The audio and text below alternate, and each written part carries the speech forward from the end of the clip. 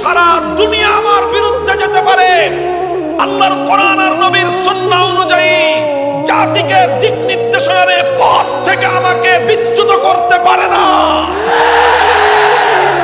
আমার নবীকে যে কথা বলা হয়েছিল, আমার এক হাতে আকাশ থেকে সূর্যটা এনে দিতে পারো, আর এক হাতে আসমান থেকে চন্দ্র এনে দিতে পারো, আল্লাহর পক্ষ থেকে হেদায়েতের যে মশাল নিয়ে আমি দুনিয়াতে আগমন করেছি, আমার হাত থেকে হেদায়েতের সে মশাল তোমরা কেড়ে নিতে পারবে না।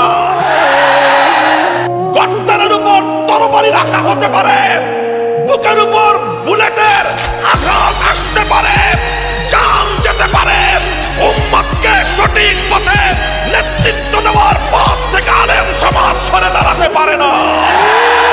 দেহে প্রাণ থাকবে আর হৃদয়ে স্পন্দন থাকবে, কোরআন সুন্নাহ বিরোধী কার্যকলাপ হতে দেখে মুখে কুলুপ এঁটে বসে থাকবো, সেই বেঁচে থাকার চেয়ে মৃত্যুকে হাজার গুণে শ্রেয় মনে করি। পরিষ্কার কথা, কোরআনের কথা বলতে বলতে, হকের কথা বলতে বলতে, কুফর আর তাগুতের বিরুদ্ধে কথা বলতে বলতে যদি জীবন চলে যায়, কল্লা যদি দিতে হয় কল্লা দেওয়ার জন্য রাজি। ঈমান বিক্রি করতে পারবো না, ঈমান বিক্রি করতে পারবো না।